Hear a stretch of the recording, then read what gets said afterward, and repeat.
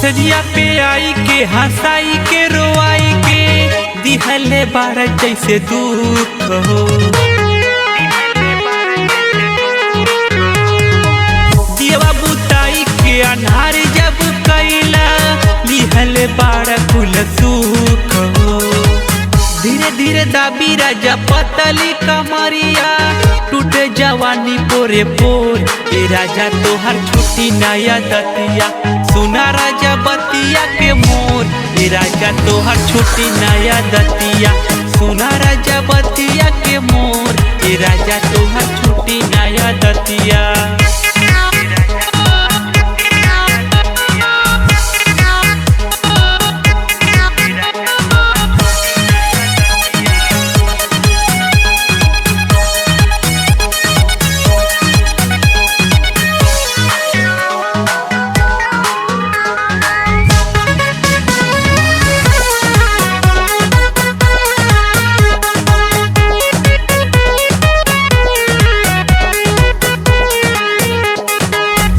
हमार नया नया कंगना काहे तुरल ये सजना।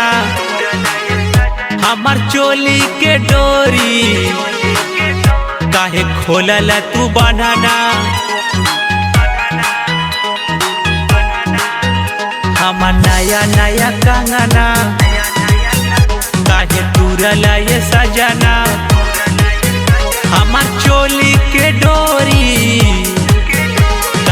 खोलला तू बनाना।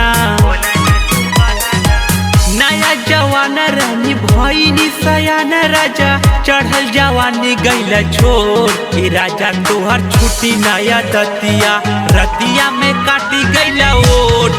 ए राजा तोहर छुट्टी नया दतिया रतिया में काटी गईला ओट। ए राजा तोहर छुट्टी नया दतिया।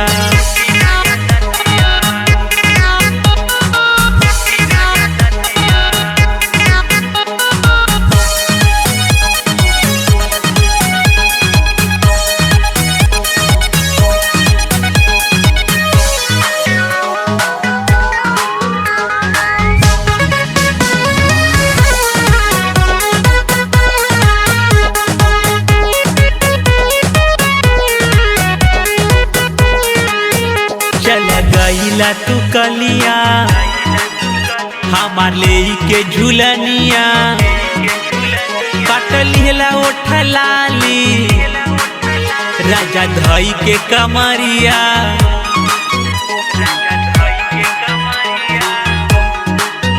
चल गईला तू कलिया हमार ले के झूलनिया काटलिहला ओठलाली राजा भाई के कमरिया। मार जानी जोरी राजा उड़ जाई होश खुल जाई चोलिया के डोर।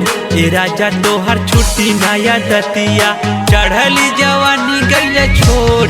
ए राजा तोहर छुट्टी नया दतिया चढ़ली जवानी गईला छोड़। ए राजा तोहर छुट्टी नया दतिया।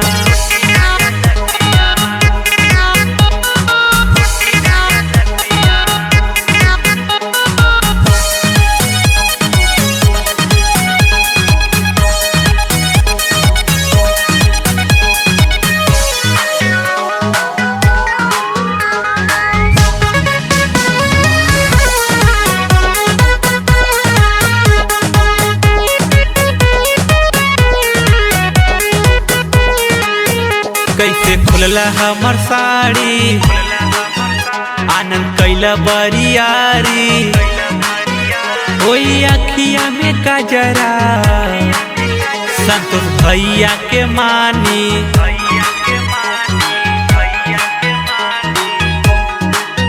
एक तक खोला हमार साड़ी आनंद कैला बरियारी कोई अखिया में कजरा संतोष भैया के माने बतिया तू सुना राजा हमारा के छोड़ा राजा रतिया से कैला भो ए राजा तोहर छुट्टी नया दतिया आसरा धारा के गैल छोड़ ए राजा तोहर छुट्टी नया दतिया आसरा धारा के गैल छोड़ ए राजा तोहर छुट्टी नया दतिया।